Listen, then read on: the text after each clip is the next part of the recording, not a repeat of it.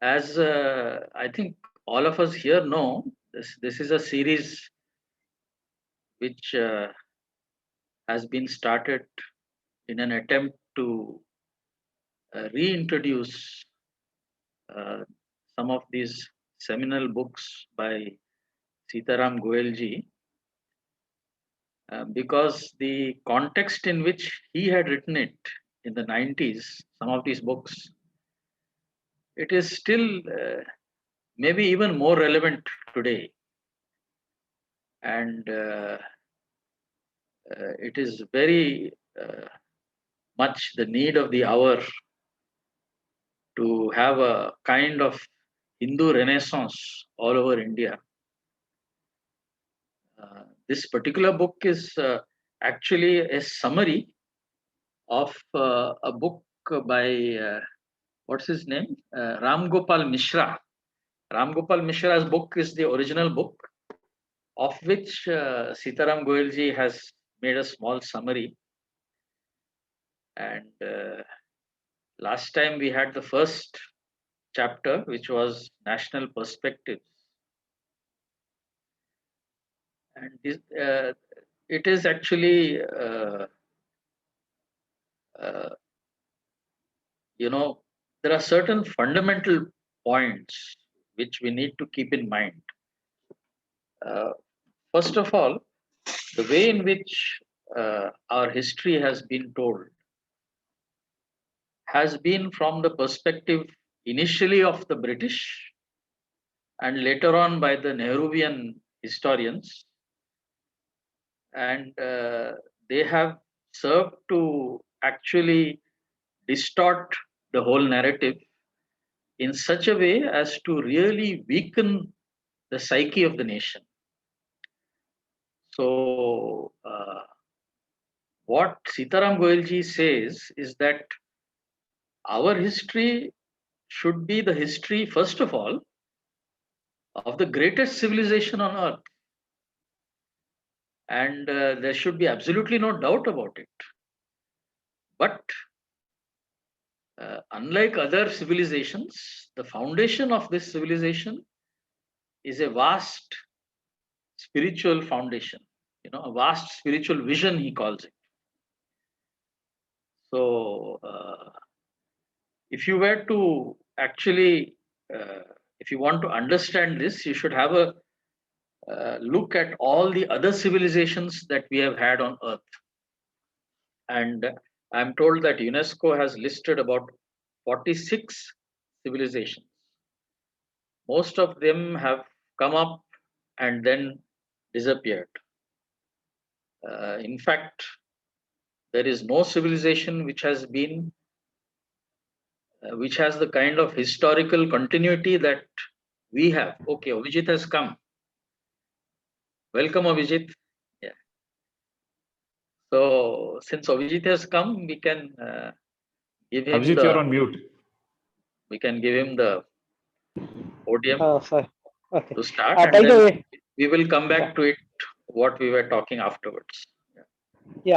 but maybe what you were saying was very important because that was more Okay, of the I'll substance. finish. I'll finish what I was Yes, saying, yes, but it will cut into yes, your yes. time. Oh, that's So, okay. That's okay. yeah. Because that You is see, very the thing important. is, And the thing is that just like each human being, as per our Sanatana Dharma, each one of us has a Swadharma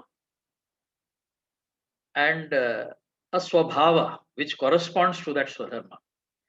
Similarly, every nation which is a genuine nation has a Swadharma, something which is the essential note of that nation. And India is unique among all civilizations, that our civilization is founded on a vast spiritual vision. Now, any civilization which is founded on a particular mental idea, it does not have the energy to last for a long time. You take the example of the Greek civilization. They they have given us so much to humanity. They have given us all the sciences and the aesthetics, the Greek aesthetics, and all that. But the people who live in Greece today, they are a caricature of the ancient Greeks. That civilization has disappeared because they have contributed what they could, and then the energy has been lost. You look at the Roman civilization, it was a vast empire at one time. But apart from the ruins that you see when you visit Italy, the Italians who are there in Italy today, they are a caricature of the Roman civilization. What the Roman civilization has given to humanity is the concept of jurisprudence and law, which we are practicing. That was the probably the main contribution of the Roman civilization. So similarly, if you go across the whole panorama of civilizations, the people who live in Egypt today, they do not even have a recollection of the civilization of the pharaohs. The Mayan, the Incan, all of these have disappeared. If you go to England and you ask them who has built these menhirs of Stonehenge, they have absolutely no connection. So, out of all of these, India alone has a living, continuous contact with the origins of our civilization. And the reason for that is that our inspiration has been a vast spiritual experience. And this is actually enshrined in what we call the Vedas. The Vedas are an oral tradition, and we don't have time to talk about it now. But if you take the image of Krishna in the Bhagavad Gita, he describes the Vedas, the first line of chapter 15 of Gita, Urdhva Moolam Adha Shakha. That is, the Vedas are an upside down banyan tree. The roots are above. Above means in Paravidya, and the leaves are all the chandas of the Vedas. So, in other words, the Sanatana Dharma, the Indian civilization, takes its energy from an eternal source above. And that is the reason why we are an eternal civilization. So, this is a never ending topic. And I think with these introductory remarks, we can ask Abhijit to take it up.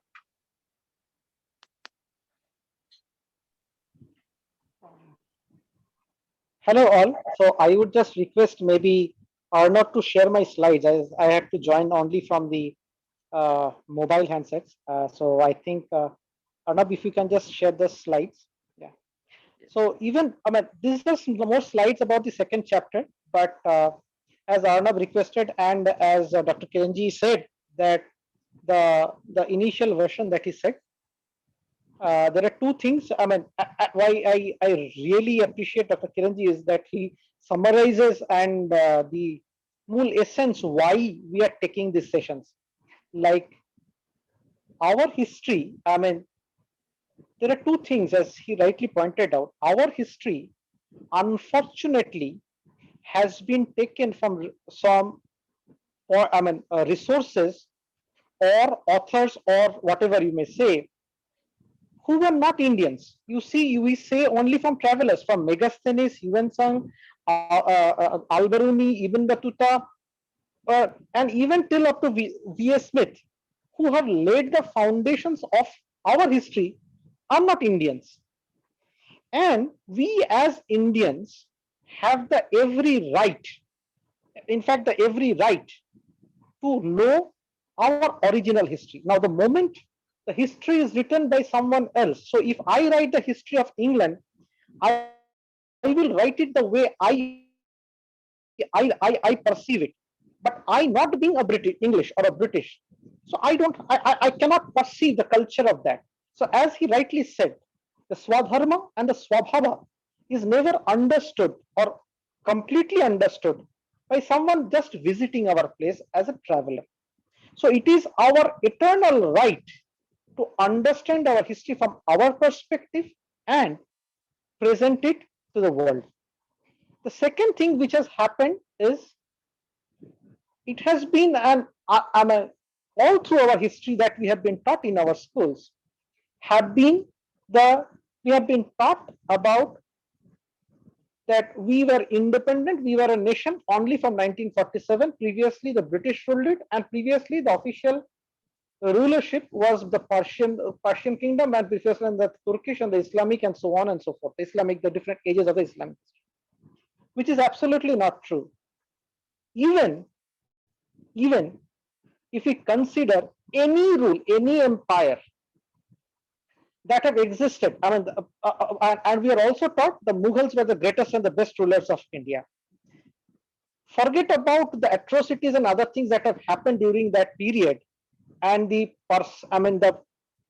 absolute intention to finish off the Hindu streamline or the Hindu Swabhava and the Swadharma. It has survived, and also the powerful Mughal kingdom lasted hardly for 100, not even 170, 80 years, nothing beyond that. And then it was a decay. It was only, as Lakshmiji Yadav was saying, from Alam to Palam. So that's it. So now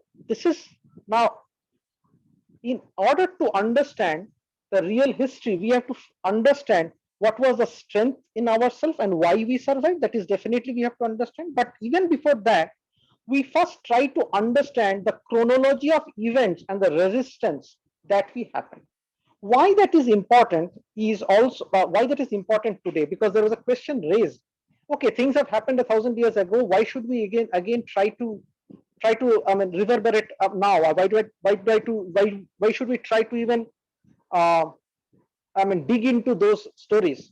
It is necessary. Otherwise, as Kiranji rightly said, if we lose our swabhava or swadharma, in Gita also it has been clearly said, it is never lose your swadharma. It has been told in a different way, but never lose your swadharma. That is the first thing that you have to maintain, swadharma and swabhava. And as Swami Vivekananda said, religion alone is the lifeline of this country. So if we forget about this religion, forget about the Hindu swadharma and swabhava, we will be finished. We will become the caricatures of our glorious civilization and culture, more than civilization, culture. If you see, even the British, once they came, they tried to differentiate between a martial class and a non-martial class. If you see the listings, absolutely, that is something when someone comes from someone or somewhere outside and perceives you as a weak, as someone who cannot resist materially. Parashuram resisted. In British lines, Parashuram would have been a non-martial. So we have to understand and there has been a very perceived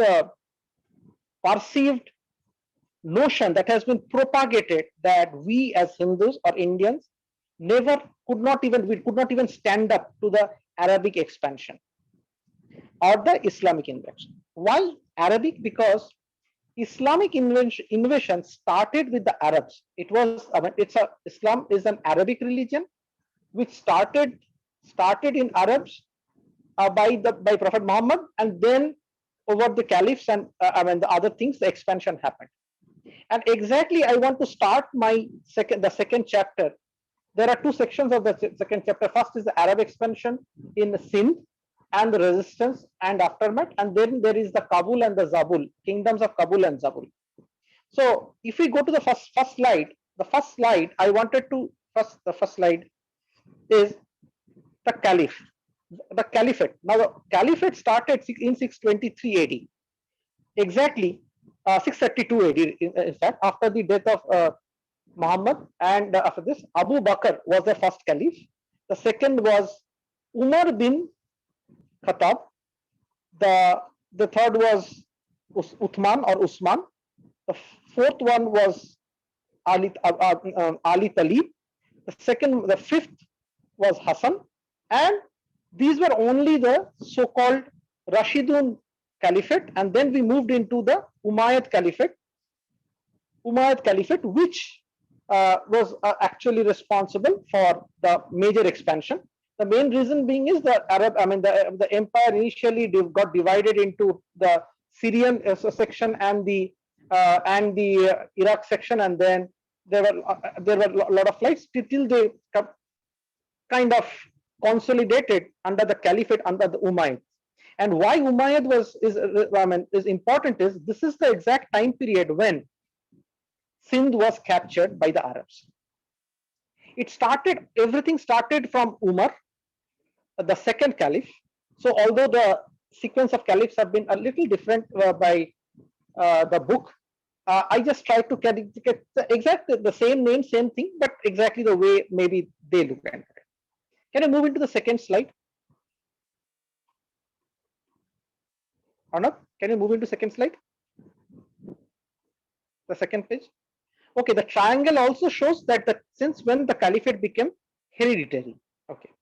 Now, if you see, this is the start of the 7th century. So this is when Muhammad was there. And if you look deeply into this empire, we see the major empires were the Byzantine Empire. Byzantine Empire is nothing but the Eastern Roman Empire. And the Western Roman Empire had been overhauled by the so-called the Germanic tribes. And the Eastern Roman Empire was the actual Roman Empire, which was called the Byzantine Empire. And the major other empire was the Persian Empire, or the Sassanid dynasty, which was the Iran, Iraq, and all that stuff. And the Arabs basically are tribes, were the different tribes in Makkah, Medina, and others. There were a few kingdoms like the Ghassanids and the Lakhmids, but the majority, these were the major kingdoms at the start of the 7th century. That means around 601 and so on. Whereas India, if you still see, although it was not under one ruler, the Indian rule, the Indian things were still the Bharatavarsha, the Bharata, was still existing, and these were the kingdoms around that 7th century AD. Now, primarily Hindu, although the some of the kingdoms were like Thanishwar were Buddhist, and with a deep Hindu influence in that. And this was the map of the world, and rough map of the world, the historical map in around the early 7th century AD. Now, as with the first caliphate and the second caliphate, slowly they started the expansion initially into Egypt, then into Syria, Yemen, modern day Oman, Jordan, and moving into partially into the Byzantine Empire, and then into the Sassanids or the Persian Empire, and they started expanding. And they always had an eye on Hind or Hindustan. The main reason being they knew about this country because of their trade. So can we move to the third slide? Arnab, can we move to the next slide?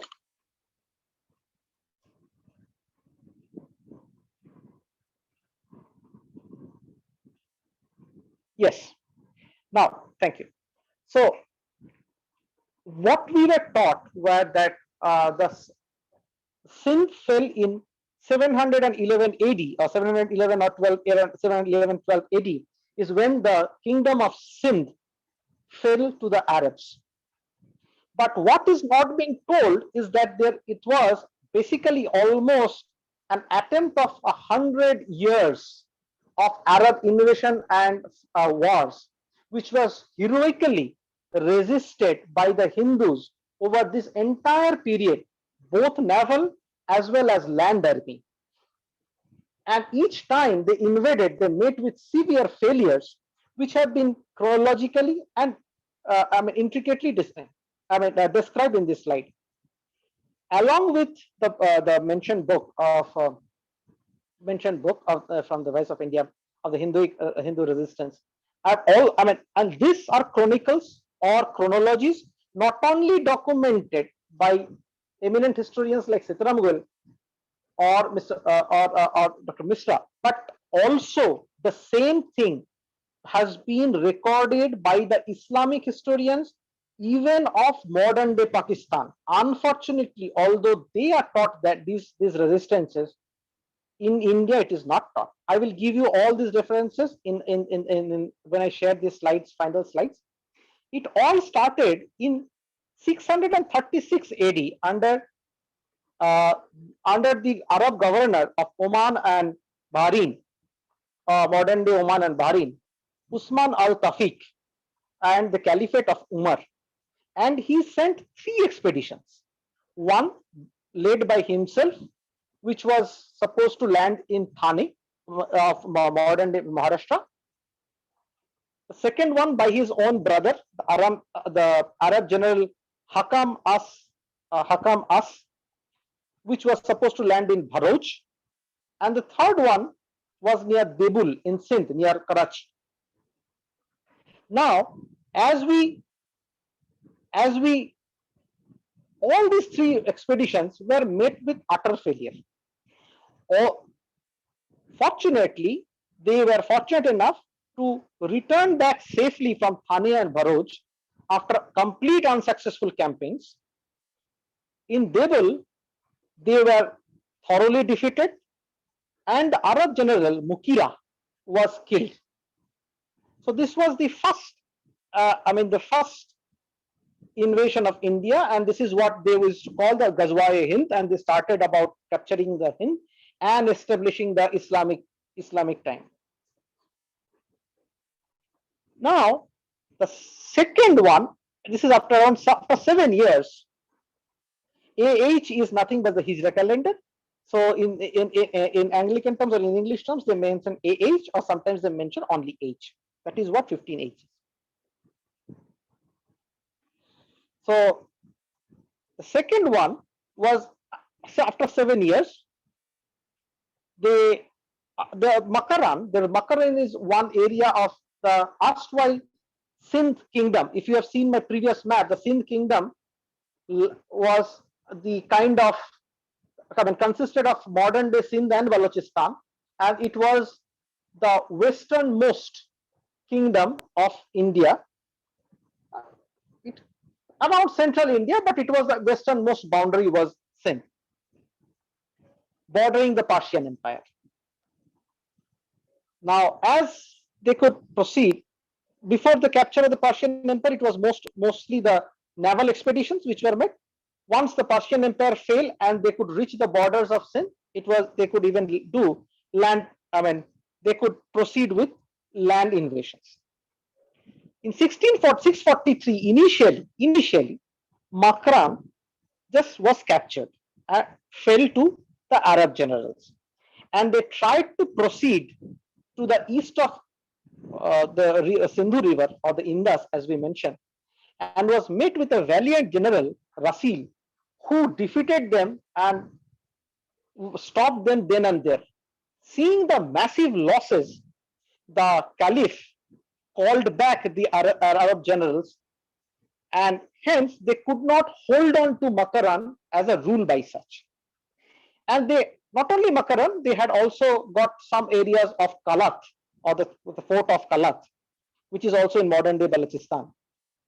Now, as they left, by 661 AD, there were successful revolts in Kalat, which removed the Arabic rule. With the loss of this Kalat fort, the Caliph was Hazrat Ali, again sent another Arabic general, Haris al-Abd, who was also killed in 662 and 63. And the chronicles of their massive loss and death has been recorded even in the Islamic history. And looking at this, initially, the Caliph was not even eager to capture him anymore. They were surprised by the valor and the fight and the spirit of the Hindus in the wars. And this is by the same Caliph, or the Caliphate, which have won so successfully across bigger and so-called powerful armies of the Byzantine Empire and the Sassanid Empire, which were considered to be very, very powerful, big empires. But even, apparently this is really what, it's not the size of the land that you rule, it's the spirit of the humans that live in the land that creates the results. Now, the governor Hajjaj was not, they didn't, the Caliphate did not take this defeats very lightly, and they sent one more expedition in another 5 years, and they sent one more governor for Makaran, Abdullah bin Sawar, and he was also killed. Between 673 to 678, several Arab generals sent to Makaran, and all of them were killed in battles, including Rashid bin Amr al-Hadidi and Siman bin Salwa. And these were very famous Arab generals who were very successful in other conquests in other areas, but they were completely unsuccessful in Makaran and Kalat in the Sindh.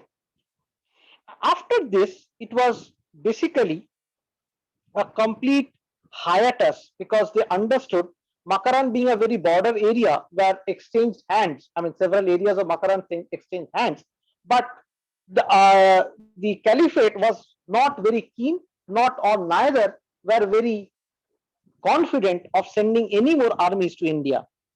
Till there were a couple, I mean, the brothers, the Allafi brothers, who were against the Umayyad dynasty. Now, what we will also have to understand in the Islamic history, there was once the caliphate started, and the people saw about the succession and all those stuff, they understood that there was a big rivalry. I mean, there was a very big confusion that if initially they were said everyone was same, so there cannot be any succession, but succession happened. And the second thing they felt was, okay, I agreed to Prophet Muhammad. If at all I have agreed to Prophet Muhammad and his religion, and I accept him as the messenger of God, who are you, the ruler of a land, to say that you are also the messenger of the God, or you are following up God's messages? So there were several revolts, and some of them, these Allafi brothers, found the most suitable and powerful kingdom to give them shelter because they were against the Umayyad Caliphate was Raja Dahir of Sindh. So it was Allafi brothers who sought shelter of Raja Dahir under his shelter. They settled in Sindh. And what happens is between 697 and 698 AD, seeing these Allafi brothers as the primary enemies of the Umayyad Caliphate, several Arab armies were couple of expeditions were sent. In both the cases, in all the cases, there was a heavy loss on the Arab side, and the Arab general Said al-Kilabi, who attacked Makaran, was killed. Finally, after years of struggle, and due to some internal strife, non-backing of some of the, and these are the Maid tribals played a huge role in this victories over the Arab invasions. But over time, due to internal strifes, due to the betrayals of the sub-vassals or the vassal kings of Raja Dahir, the Buddhist sub-vassals of the Raja Dahir, and their instigations by some of the other Buddhist empires, things turned around. And finally, the General Maja bin Masar were finally able to capture Makaran permanently only in 707 and 707 to 8 AD. After this is so, it took around more than 70 years for one part of a province of the kingdom of Sindh to be captured. So even 710 and 11, the two naval attacks were mounted on Sindh by Hajjaj. Hajjaj was actually, after this, the caliphate was not very eager to capture him. But Hajjaj, who was the governor of Iraq and the eastern provinces of the caliphate, was a very ambitious and ferocious governor and a commander who was still keen on attacking the Sindh kingdom of Sindh. Now, as he mounted a ferocious attack of a huge Arab army, since he knew that the military success would not be the military expansions or the military invasions will not be a successful ones unless he can convert or he can take the locals, or there can be some internal betrayals which happened by the Medes and the subvassal Buddhist kings of the Sindh Empire against Raja Dahir for several reasons, which is not, I mean, let's not discuss over here.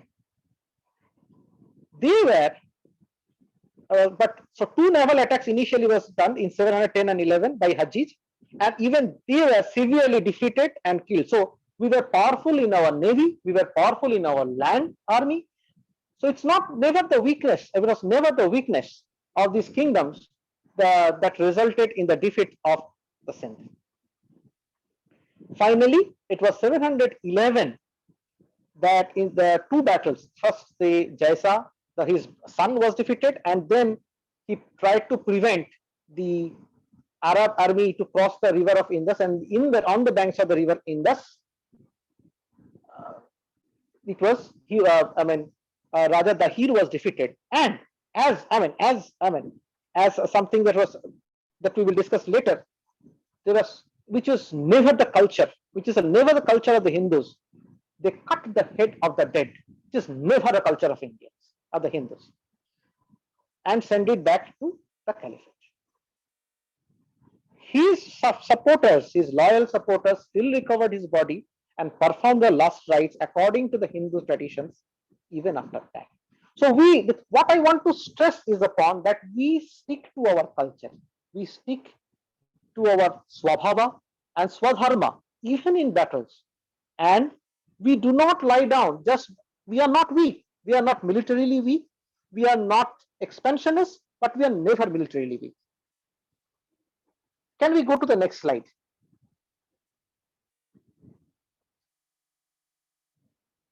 Arnab, can we go to the next slide, please?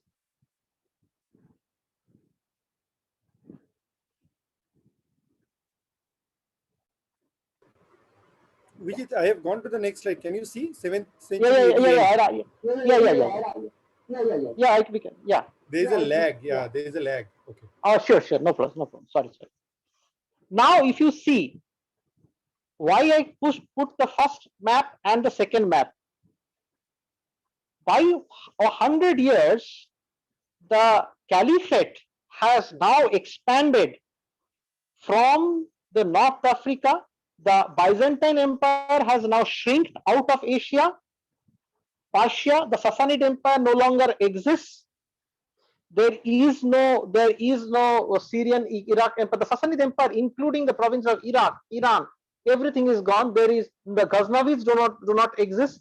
So everything is now under the Caliphate, and they have launched several attacks on the borders of India. Even if you go to the northern parts, they have taken up the several Turkish kingdoms also, the Uyghurs, and everything has now fallen. But still, if you still see the Hindu kingdoms, even the Sindh kingdom by the end of the 7th century stands strong, which falls only at the start of the 8th century.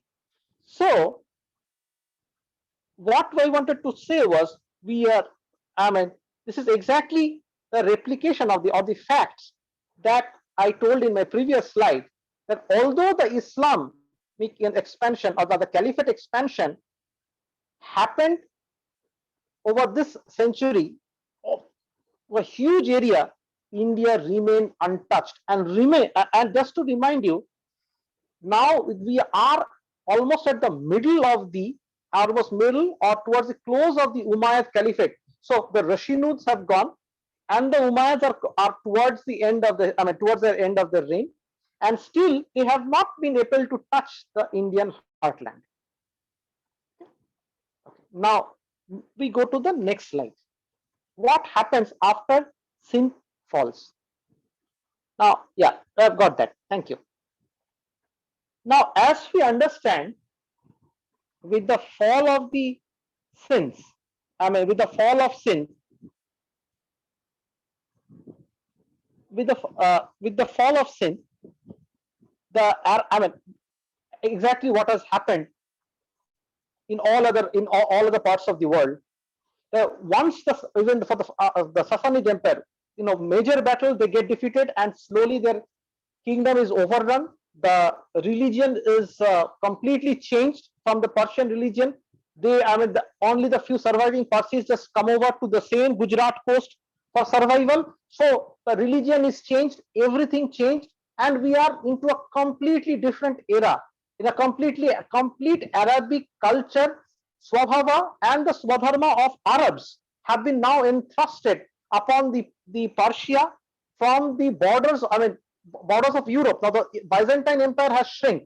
So we must remember the Byzantine Empire by this time has already been converted into a Christian religion, a Christian kingdom. They are no longer the ancient Roman civilization. So the Christians of the Middle East, the Turkish kingdoms have been converted. The Turkish kingdom, which had their own Swabhava and Swadharma, have been converted, and they have reached and Islam has expanded over a huge area, and now they have got the first foothold in the land of Bharata. Now, as they do, they try to convert.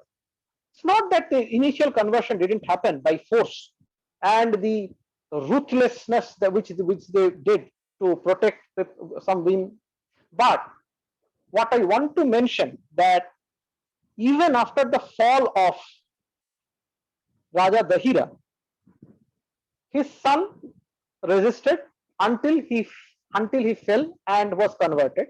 But his wife and his daughters fought till the end and never gave up their religion till they surrendered the fort and committed Johar.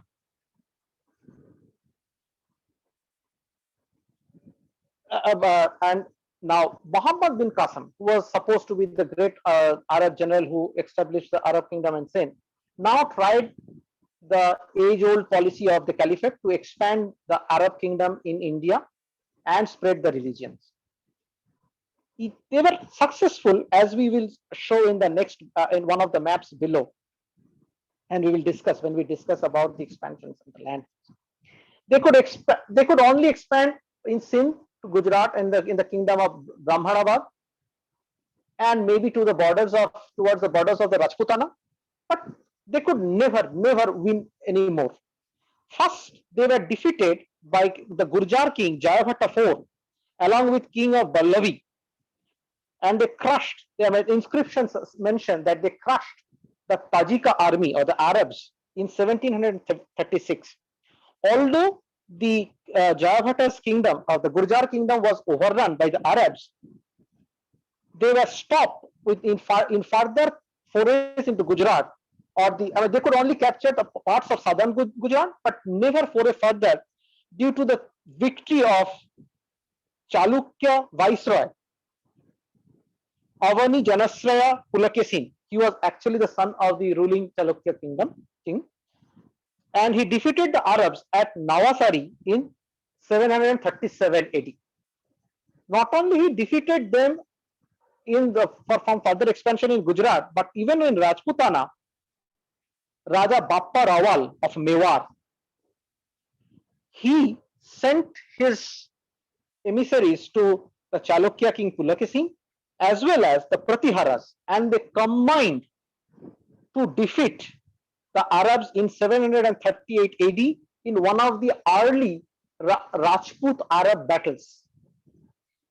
Couple of the Rajput kingdoms may have converted, but they were stopped both in Rajputana as well as in Gujarat. They tried to foray into central India, and Nagabhatta I, Pratihara king Nagabhatta I, defeated them ruthlessly. Nagabhatta I is also mentioned as Nagaha in Jaina Pravartaks, and the fact of this battle has been mentioned in some inscriptions by his successors. Further successors Mir Bhuja. Even the Arabic historians mention that the Arab army invaded Ujjain or Uzain. They never mentioned about what happened, which was a tacit acceptance of the thorough defeat by the Arab army. They tried some land expansions through Punjab and Kashmir, and there the central king, one of the kings of the central India, Yashovarman, along with the ruler of Kashmir, Lalitaditya Muktipada, thoroughly defeated the Arabs and stopped any further invasions. So, if we go to the next slide,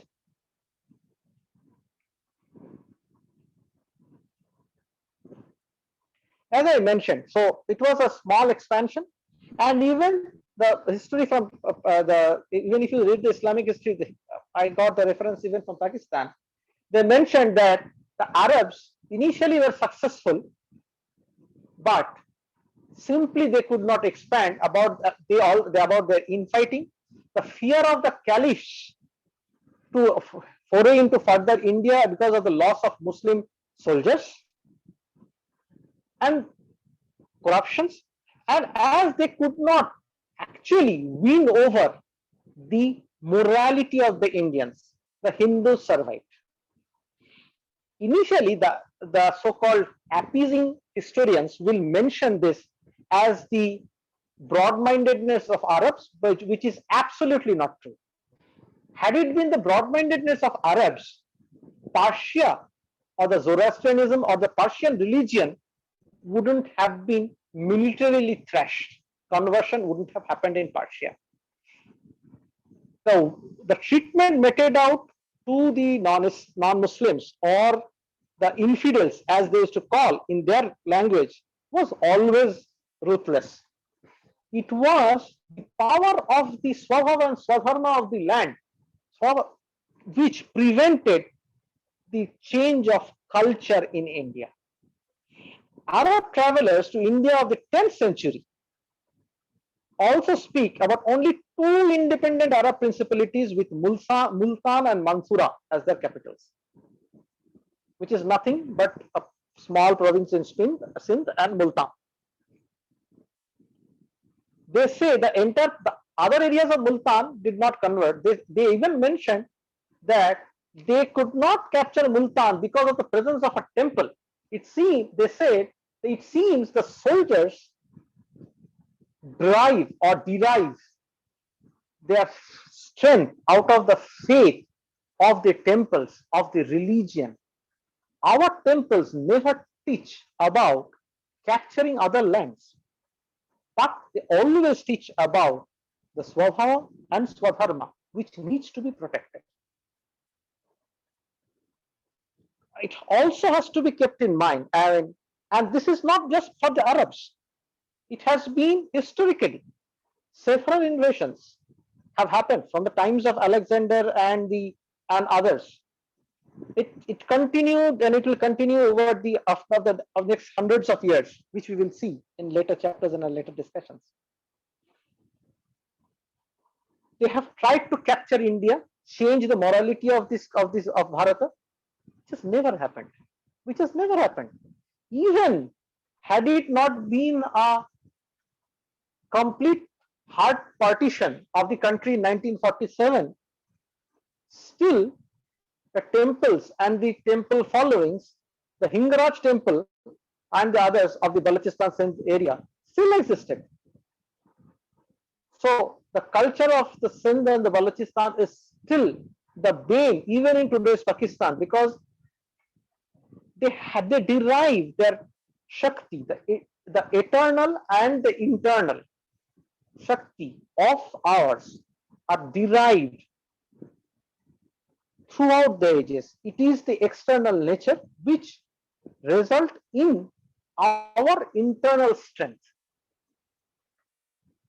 It is only the Hindu religion which believes that men are not born sinners. Srinnantu Vishwe Amritasya Putra.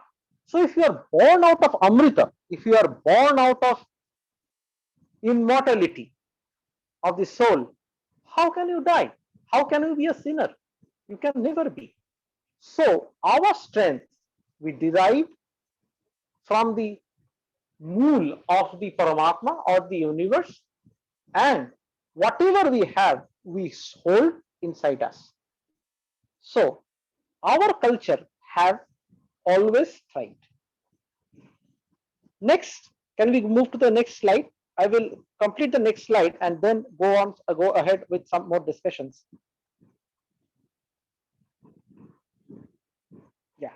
So why I kept this slide was just to give a reference of what is, where was Makaran and where is Kalat, two important areas which we have discussed.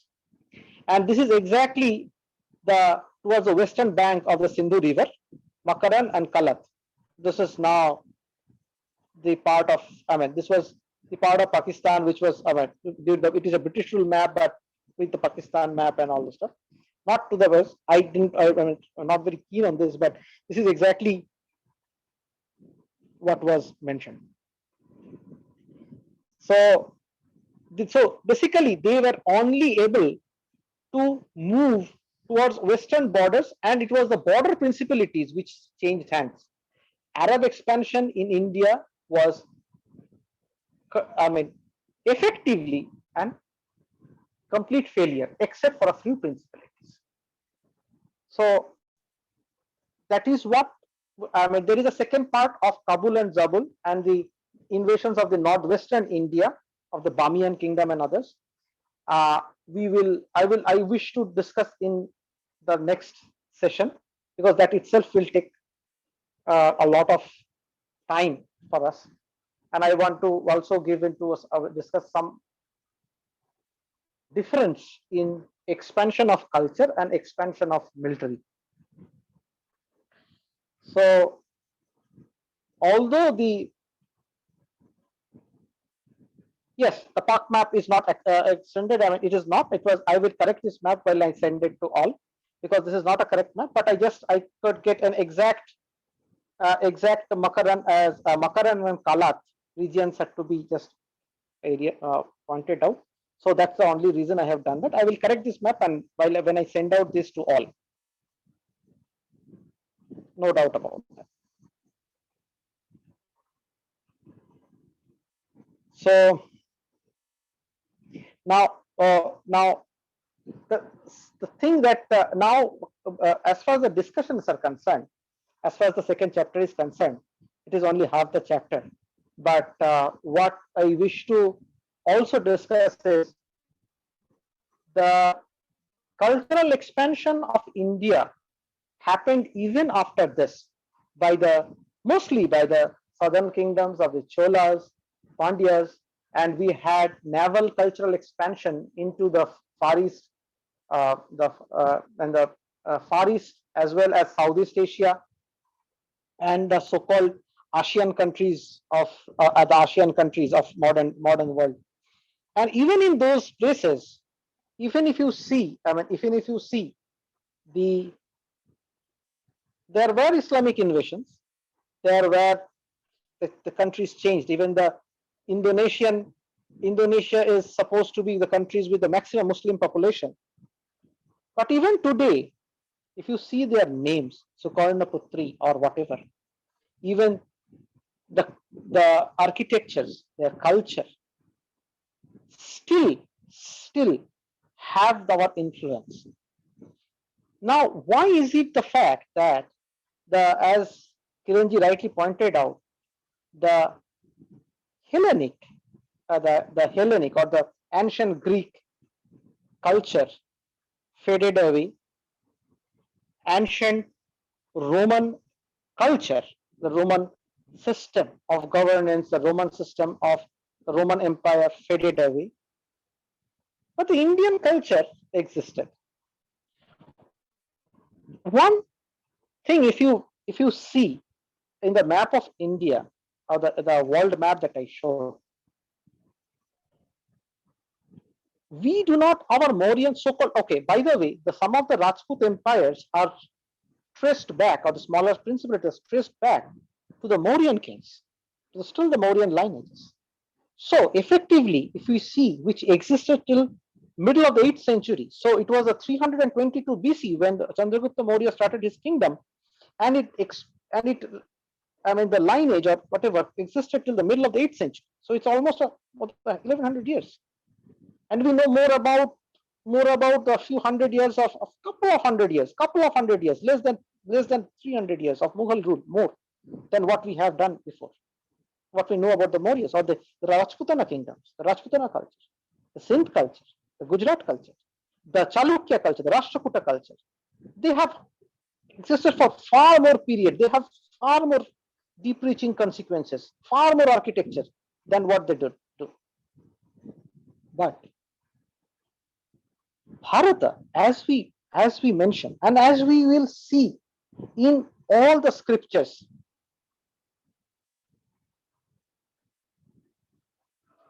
so yes, the Tibetan prefecture is was also there. So see, the border principalities can always change some hands. The border conflicts always happen.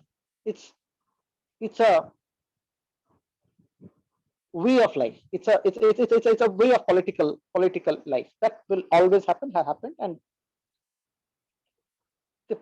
but the principality, I mean, the principal fact is that it's not about the line or the boundary that we draw or how many kingdoms we have. It is about that the Indian or the Bharata culture, the Sanskriti, the Swabhava, the Swadharma was the same, followed by whoever ruled that piece of land. And that is why, after several breaking downs of the Somnath temple, it still stands right aloft. The reason, our culture cannot die, your Paramatman cannot die. Amrita can never be Mrita. So that is followed by the Bharata empire. And even if it is broken down into principalities, if you go into the literature of these different kingdoms, they still mention Bharata, such and such ruler, or the such and such Nripati of so and so area, region of Bharata. So it is basically that we accept that this is the same land, but this part of the land is now being governed and taxed by so and so person. No material. That is not.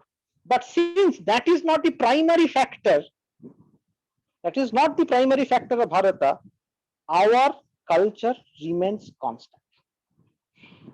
Now it is to our, the only thing that we will also have to revive is, as both Chanakya mentioned to even up to Abdul Kalam, everyone mentions about two things. Your country has to be strong, and when you mean you are strong, means three things: your culture, your economy, your army. The economy and army can have ups and downs, but if your culture, internal culture, remains strong and you remain rooted to your roots and grounds, you will revive the other two and fight off the issues, which has happened for this. That is all for this session from me. I would like some more time, and because it's already 8:30, and I open this house for more discussions, questions, and other things.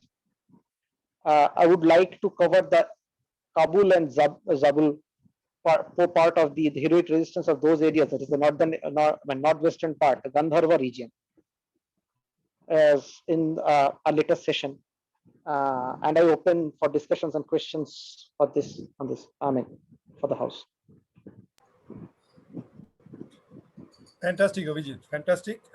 So yes, there have been some questions and comments on the chat box, but yeah, now I think we can have more discussions. Yes. Yeah. Okay. Aditya, yes. Yeah, let me question maybe to some of the chats. I mean, to give a brief. Yes. We saw the Tibetan company, the Vedic Bharat. Yeah, but this map is not of Vedic Bharat. This is only the 7th century map. So, and the Makaran and Kalak is definitely, I will change that map because I missed out that they had a portion in the Kashmir thing. I'll definitely change that portion into a more suitable portion. I'll give the references of where I got this map. But the 7th century maps, so it was the roundabout situations around that period of time. the Vedic Bharat or the original Bharat is definitely ahead of that. So these are the political boundaries of that period of time. So that is why we are mentioned. So yes, the Turkish Mongolian invasions, lot of things happened. The Battle of Ladakh and the areas, principalities changing hands and other things have happened. And that is something else we will definitely cover in some other sessions. But I tried to keep in this one. Maybe I'll also put the 8th century and the 9th century maps in the slides to understand what happened a year after. And yes, the Multan Surya Mandir is Lakshmiji has rightly pointed. The Multan Surya Mandir is rightly mentioned. Even there was a Surya Mandir of Multan. There was a Surya Mandir even in the Lalitaditya Kashmir, and remnants are still available. Yes. In fact, Yes. Vijit, Mm. the story of that sun temple, Surya Mandir in Right. Multan, is that these people used to hide behind that idol. They would put it in front of the Hindu armies to prevent them from attacking them, and that is how they Yes. protected Multan. That is the story actually of the Surya Mandir. Right. I mean, right. So that has been the case. Definitely in a lot of cases, hiding behind the temple, and even I know some of my roommates who were from the army background and later had to leave the army for their several injuries. Even in Kashmir, when our Indian army moves, it was a sorry, yeah. As the Indian army used to move, the first thing that they used to do is, I mean, it was followed through ages. Push the cows in front. They don't, they don't, they cannot fire the cows, and they will hide behind the cows. So anything sacrilege, which is like, which is very pure or very pure to the Hindus, were very much used, or I mean, like used as a barrier to fight. In fact, that is what even the Sikhs followed. I mean, one of the very, I mean, the Hindus never fought the Nishi Yuddha, except a mistake that was done by, and that is why the Dronacharya is even, I mean, frowned upon today. He ordered the Nishi Yuddha, and that is why they called upon Ghatotkacha and all, and which was frowned upon by everyone in that. And he was mentioned severely by Krishna that so many adharma that you have done in this yuddha, you don't deserve to die a dharma mrityu.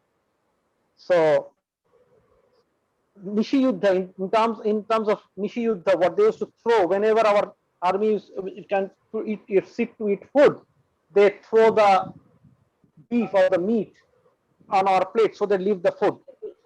So which has been, which, I mean, these were things, I mean, these were very, I mean, things that they used to follow. And even that is why even they were even asked by the Guru Govind Singh, take my name, touch the foot and go ahead. More of a Chanakya principle. That I mean, you follow your first, you follow your, you have to follow, to save your country first. So that's what has been definitely the Multan Surya Mandir. And the existence of Surya Mandir have been, there are two things. I mean, two things. Definitely one was that the hiding. The other thing is that means the culture could not be taken off unless there is a complete control of the rule, like what is happening today in Pakistan. So that's what it is. And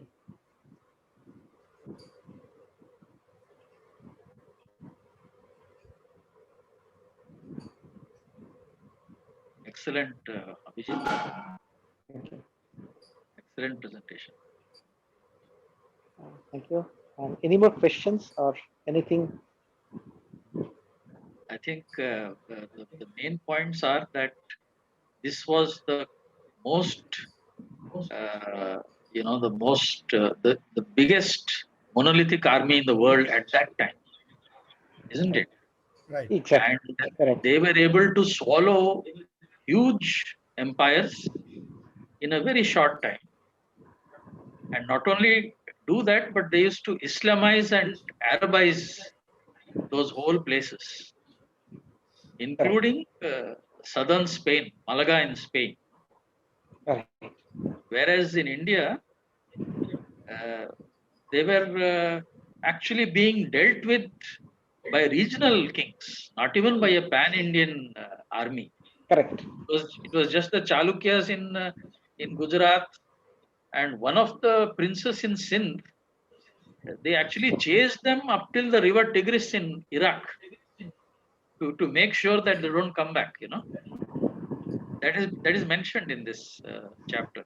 Mm, I correct. think it is only the Lalitaditya in Kashmir who was helped by central provinces and few other kings. Jashavarman, yes. And the Yeah, Rajputana were, otherwise it was it was like the border, border police or something. Just local chieftains used to deal with these people, exactly. I and mean, uh, and as soon as they had only a few areas, Makaran and Kalar. Multan, just a few places, and the moment Correct. they went back, they Mm, reverted back to Hinduism. So Sanatana Dharma. So, correct. I think the takeaway from all this is that so long as we are rooted in dharma, we are strong. And it is not only Correct. physical strength, it is also, you have mentioned Chanakya. So we were an Correct. intellectual power, actually. They have Right. taken, the Arabs have taken the numerals, and so many things have gone from India. Chanakya's Arthashastra was written at that time, much before this conquest came. So all of these strengths come from our being rooted. And the moment the Islamic invasions succeeded, that is the time of our decline. It is up till there is a heroic story of resistance. Yes. And I think our main problem was that we never understood Islam. Islam we did not understand. Only Shivaji's time you Exactly. start understanding that he's using Correct. Chanakya Niti, because you have to Yes. use Chanakya Niti to deal with scoundrels. You cannot be Exactly. like a Rajput and a Ex- Kshatriya and be very noble. You see, No, no. so That's that is the exactly the point. that is the takeaway. Yes. Yes. And even if you see Guru Gobind Ji, what he says, that if you Yes, are so afraid, what you are so afraid, why was the Kara given to him? You Kara, by Kara, if you are so, I mean, if you are feeling so bad, take my name, touch on my head, and touch the food. It purifies. So it's you thrust that on your food. If you put me on the food, it cannot be adulterated. You just throw away and have your food, because you cannot go fighting the by fasting overnight. That is not what you have to do. You will have to fight as a soldier. So even while the Kshatriyas always were having the palanna. Palanna means the meat and the rice, because they needed strength. They were never stopped from other things, because they had to fight the war. If you convert to something else, you do not need, because that generates too much heat in your body for your normal life.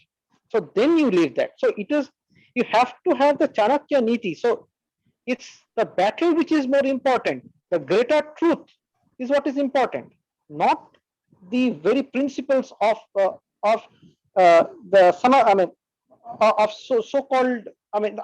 Yes, definitely. With a good man, you have to pursue virtuously, but not with a demon. the lessons of history, it is very important that we learn from it. And this is the reason Exactly. why Sitaram Goel wanted uh, all the coming generations to get exposed to this, because our rootedness in dharma is something which is intangible. It is Correct. difficult to spread it to the masses. But Correct. history telling and revival of true history is the Yes. easiest way to get in touch with what we are. And if you just do an overview of the period up till now, you find that During the Mughal time, we were completely devastated. We did not lose our religion, but we lost our rootedness. And it was only Shivaji and the Rajputs and the Sikhs who could revive it because they were rooted. You see the story of Shivaji, he was a hermit, he was not living a lavish life and all that. So his life is rooted in dharma, and that is where he gets his strength. And again, you see the history of our independence movement. It starts with the partition of Bengal, 1905, and that created a sudden wave of waves and waves of national feeling across the country. With the cry of Vande Mataram, our Chattopadhyay's, but in my opinion, the background for that is the Ramakrishna movement.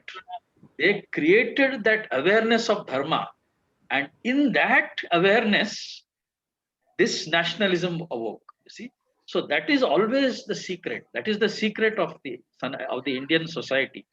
The more rooted we are, the stronger we are. It is not only physical strength, not only courage, but all our faculties, intellectual faculties, artistic faculties. When Kashmir was Islamized, the most creative schools in Sanskrit got completely silent, because Islam is the exact opposite of Hinduism. You see, here we are individual, we are free. There it is regimented. You have to do 5 times namaz. The outer is more important than the inner. And you see, there is the famous saying in the Islamic thing that if something is there in the Quran, then it is redundant. If it is not there in the Quran, then it is not needed. So they used to use this to burn all the libraries in Nalanda and wherever they went. So this is, I think, in my opinion, these are the takeaways. If we have to understand India, we have to understand the value of being rooted in dharma. Most excellent presentation, I have to say. And thank you. And we look forward once again to your next. Professor, Sure. could I possibly ask a question, sir? Sure, Certainly. sure, please go ahead. Sure, sir, Yeah. certainly. Professor, I'm third generation Gujarati from Porbandar to East Africa to London, UK. And for the life of me, I couldn't quite understand. We got Chanakya, Professor mentioned Chanakya. We have the Sanskrit, the power of the Sanskrit language.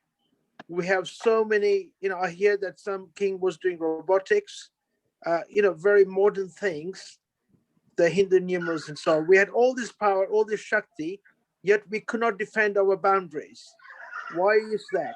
Because we had the art of warfare as well at our hands. That's one question. The second question, so the Muslims came, Arabs, a whole kind of band of bandits, basically Arabs, who couldn't even speak their own language properly, took our epic civilization, and they burnt Nalanda and other major universities, which were much better than even Oxford and Cambridge or Stanford University. I believe the library is burnt for 2 weeks. It burns my heart even now, although I'm far away from India, but my blood wanes through the Hindu Sanatana Dharma feelings that we have been wronged. When the British left, they gave away 60-70% of our most fertile, beautiful lands to the Muslims and left the remaining Muslims to stay behind. Now the Hindus are facing an existential threat. Many times, the other professor mentioned, our strength lies in our roots, but I'm afraid that those roots are getting pulled slowly but surely. And I feel that Hindus must stand up and be counted and change the live and let live to live and let those who let you live, live. Do you have any thoughts on this, Professor? Whom are you asking?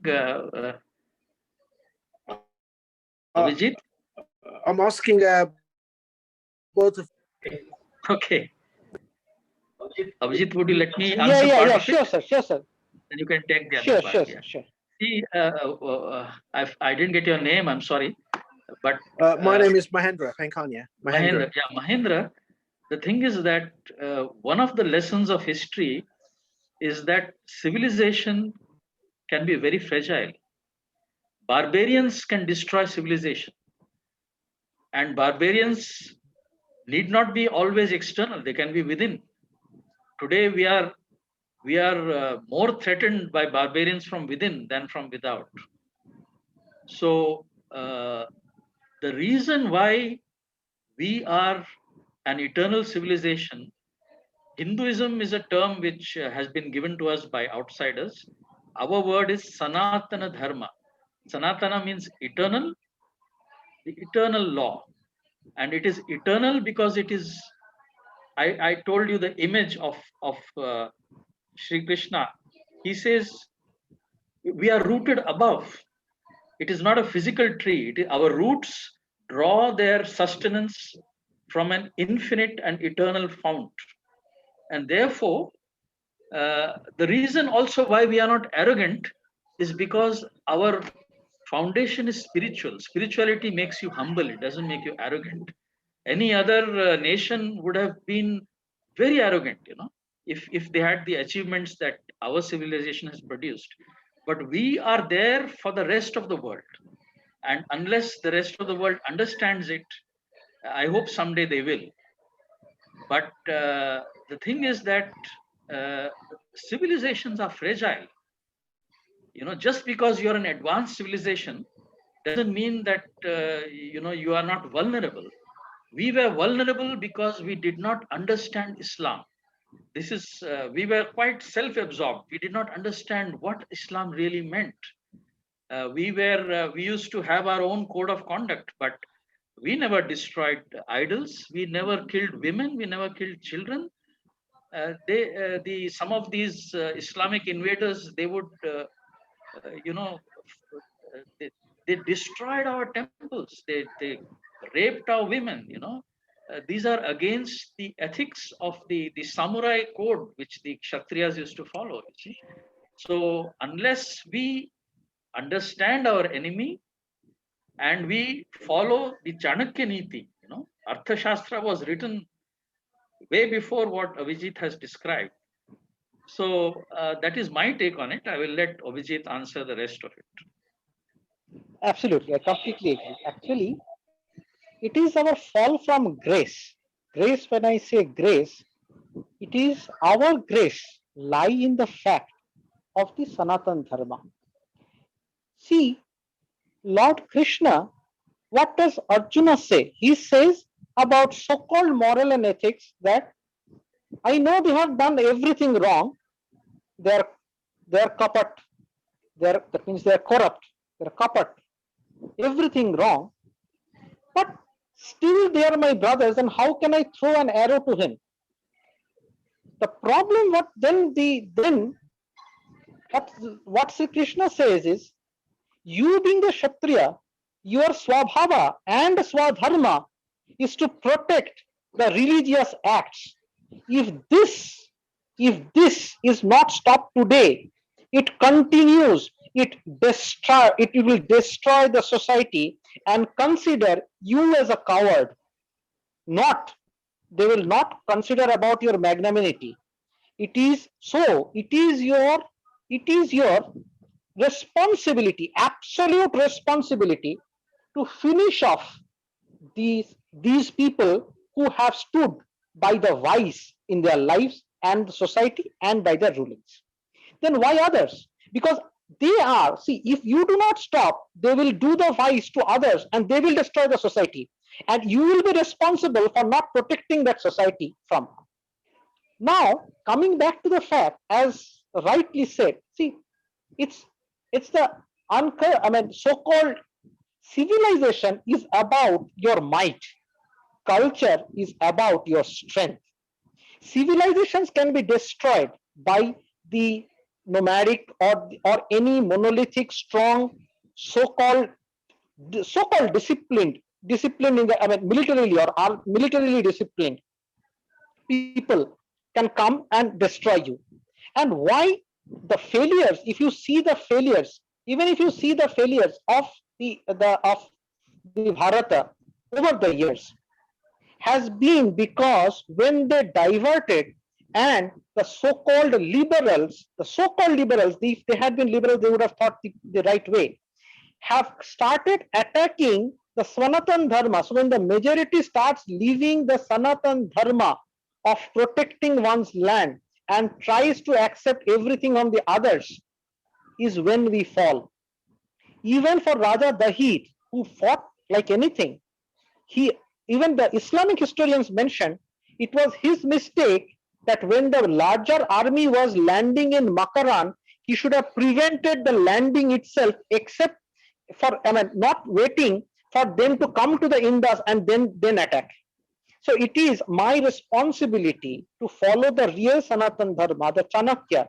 See, if you think the other way, what Chanakya said, if the king of Amber, the ruler of Takshashila, who subdued to Alexander without a fight, he told him, the next time you bow your head will reach your feet without you touching it. Means I will cut off your head. You will be removed. Your first and foremost action is to prevent that. If you see the fall of all our powerful empires is when this principle was lost. The Maurya Empire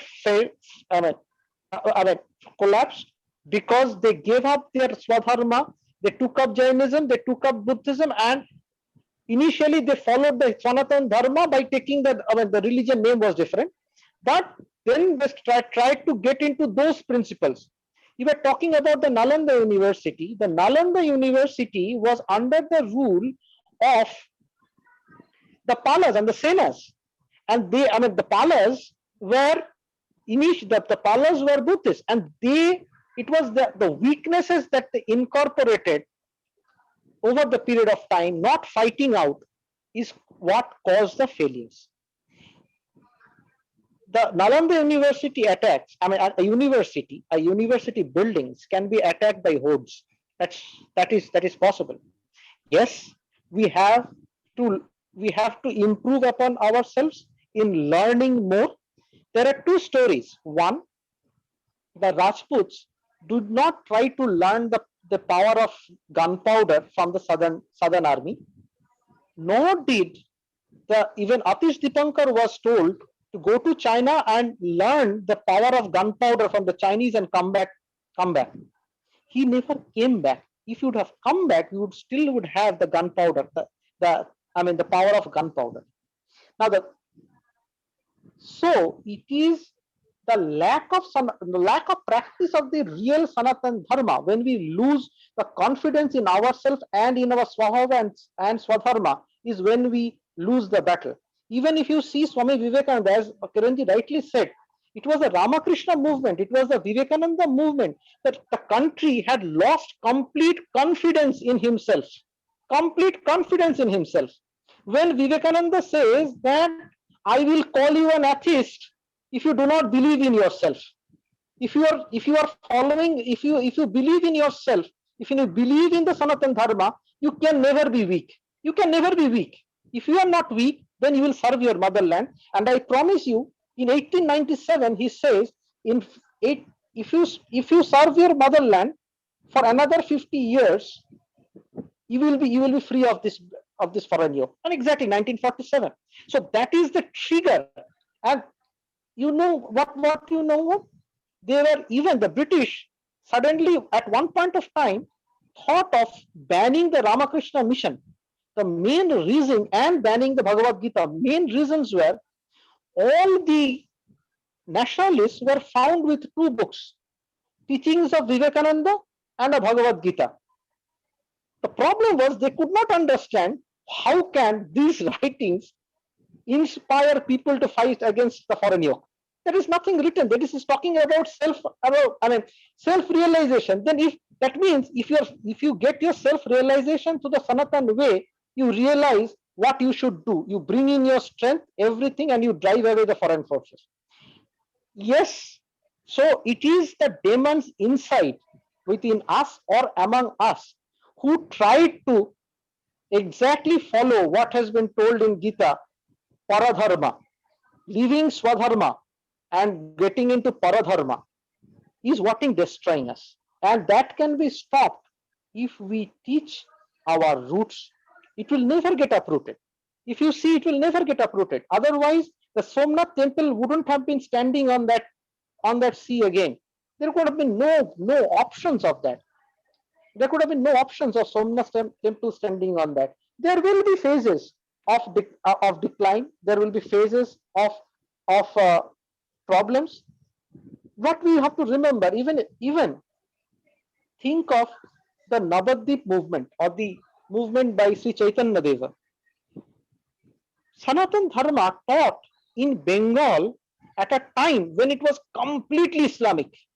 The Islamic rulers killed people at will, but it is a Sanatan Dharma which continues the stream and the perennial stream of Dharma, Swabhava, and Swadharma that allows us to get back to our feet over sometimes. If you see the problem of the Islamic world that we think that okay is powerful, the Islamic world is killing themselves. I mean, if you read about, I mean, that now it has become a point by the Islamic people itself that okay, if everyone is against Islam, then why are the most maximum killings happening between Iraq to Arab? So it is the Muslims killing Muslims and the Muslims killing Muslims, right? Which is not happening here. So we must stick to our Sanatan Dharma, which talks about your strength, which talks about your culture, your learnings, and to ward off the fight off the evil forces in all forms. Now, the evil can be yours, within you, among you, or outside. Whatever way, we will have to stand strong. So it will not get uprooted. It has not been uprooted by years. And if I consider the Macedonian invasion as the beginning, which happened in exactly 327 to 330 BC, so 300 years before the Christian era, and we are now in 2000 years, 2100 years. So it's close to now 2500 years, to 400, 500 years of invasions. Vijit, of late, that particular story is being rebutted. That Alexander defeated Porus, and he gifted Ambi's kingdom to Porus. That is being debated by Greek historians. They say that Porus defeated Alexander. No. What I'm saying is that it was the first attempt of invasion, because Yes. even if we see what we understand is that land, that again that particular land. So it is the Jhilam. So India extends even beyond Jhilam. So that means that he reached here. That means he tried to invade this country, and yes, he had some success along the the practical point is he was killed because of the attack while he was reverting. It was kind of a Napoleonic retreat through Russia. Alexander exactly had the same thing. When he tried to retreat through the same path that he came, he was mortally wounded and then he died somewhere else. But and he didn't know. What I'm saying is the Hellenic or the Macedonian invasion started from that time, continued over 2,300 years. Some reached our western borders, some reached our eastern borders, but ultimately we have still stood our ground, and the Bharata, we have been able to. Yes, there have been some Islamization, Arabization of our western part, and that has been very severe. It is those people who are suffering. If you see the number of bomb killings in Pakistan, by Pakistan, inside Pakistan, is way more than what is being described in India. And the mosque killings and everything are way more. So same in Bangladesh. I mean, it is very difficult to have a value of life.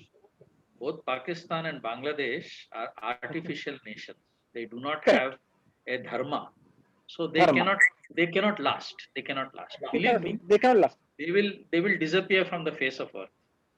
as a independent I think- countries. They may modify into some other form, just like East Germany and West Germany united, because they could not be separated on the basis of communist and capitalist ideology. Correct. Just like different countries within USSR were artificially joined together by communist ideology. So these mental ideas cannot create nations. Correct. Nations is about heritage and culture. Countries can be different. Like Lithuania was actually a Poland, and Lithuania was a single kingdom, and which was forcibly taken over by Russia. None of the principalities that walked away from the so-called Soviet Russia, the communist regime, was a Russian regime. They were actually different regimes with a completely different things forcibly done during Second World War or the Ottoman War or whatever. So exactly, I mean, artificial nations do not exist. Yugoslavia never existed. Yugoslavia did not exist. Czechoslovakia did not exist, even in modern day world. Pakistan is on the verge of collapse. Correct. That is very clear. to be seen. Professor, can I just ask you two very quick questions? The first Oh, one is sure. why did the British give away our lands to the Muslims? Now, at the moment in Pakistan, our 10,000-year-old temples are being used as urinals and toilets Yes. to add wound to add salt to an open wound. And the second question is, what is the future of India, of Hindus in India itself? What has remained India in terms of the existential threat to the Hindus?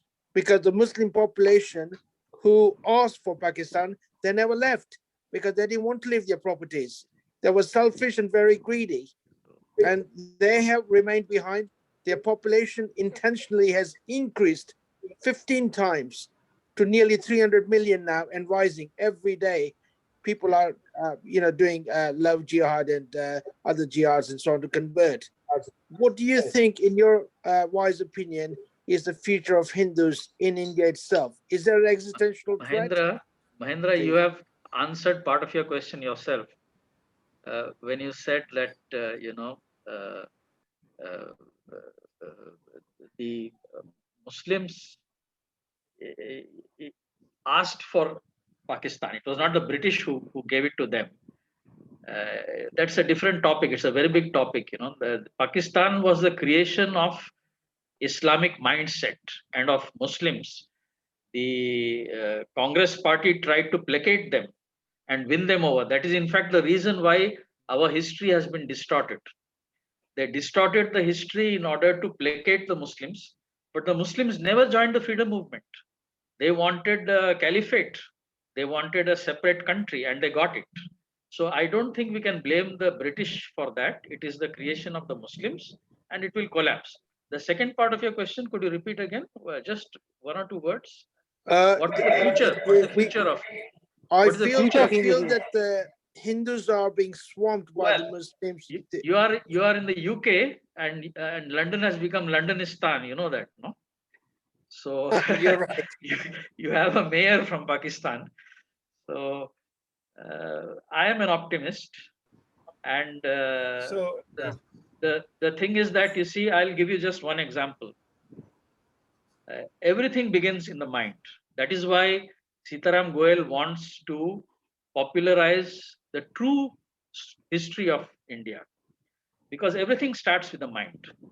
If you look at the cars that we sit in, they are made by different manufacturers. But if you really try to understand what a car is, it is an idea which first came in the mind of Ford. You see, so whenever we are sitting on a car, we are actually sitting on somebody's idea. So long as we are internally connected with our dharma, we remain eternal. We are an eternal nation. However, it is a difficult thing to do, and you don't need everybody to do that. You just need a critical mass of Indians to do that, and they don't have to be only in India. You can do it while you are in the UK. But at the same time, Sitaram Goel's substitute is much easier. That is to just popularize true history telling. Once you popularize true history telling, that is itself a way of rising the Shakti of the nation. Okay, I mean, in the interest of time, I'm very, very sorry Yeah, to cut this short. it's quite late. So, Quite so late, very Abhijit. interesting. Yeah, but Mahendraji and others. So Vamsi, you have a question. If it's a No, it's quick not a one, question, Arnabji. It's not a question. yeah. If you remember the first sessions that we had with LG, Hmm. he was talking about it was about negationism, and he was educating us or informing us about his book, and on top of it, because it is the author who himself is speaking, there's a lot of human touch and the real essence of what is there in black and white. So I just have a suggestion, because I see that from the time of inception with this initiative, we are seeing the strength as well as the maturity of the content, and the organization of the content is is rapidly taking a very good shape. My suggestion is, since the recording is being done, why don't we try to reach out to people who are joining us beyond our core group, get a transcript of every recorded session, and try to get it converted by rephrase or paraphrasing or rephrasing the individual statements made by others into other Indian languages, because I see a strong disconnect, because so much of the content that we are speaking merely exists in English. The common mass as such are still rooted in their own mother tongue. If only that we can at least get not a small booklet, but a blog or a transcript of these things converted to local language, and uh, still going from Voice of India Academy group, but having uh, a local flavor to it. So whatever Kiranji and Absolutely, everybody were saying, we will be able to absolutely, achieve it in a faster thing. absolutely great idea. Absolutely great idea. Thank you very much, Vamsiji, for actually articulating it so well. We will definitely try all of this. See, we have just started. I mean, just to conclude today's Just session, we have started. So we are essentially building up this. So what I feel is that the energy and the things that we have. See, both the sessions we have to cut it short due to time, not due to lack of interests or ideas, right? That's a very good sign actually in general. And we are doing it every Saturday. So we will come to all of that. And what you said is a fantastic idea. I think we should pursue it later. I mean, pursue it in parallel with all of this. And we have a group. So that is also a request to everybody who wants to join our group, the Voice of India Academy. Please do join us. We have a WhatsApp group and a Telegram group. So you can join either one or both. And we have a Facebook page and a Twitter page and all of those things. So please do join us, and we can discuss more of these ideas, etc. But for today's session, I would say let us please conclude. Let us please finish today. Right. And Ovijit will come back next week. So he has finished part of chapter 2. So we will continue with his presentation with the rest of chapter 2. And then we will take as much time as it takes to discuss this book. This is a very, very important book, by the way. And there are so many things to discuss. So if that is all right, let us conclude today. And Mahendraji, please, your questions got as a very, very thought-provoking. So please, all of you, all of the participants, spectators, please do join us again next week. The same links will work, the same Eventbrite registration you can do, and we will continue next week. All right? Sure. So Thank you very much, let's- Professor. Thank you. Yeah. Thanks a lot. Okay. All right. Thank you. Thank you. All right. Bye.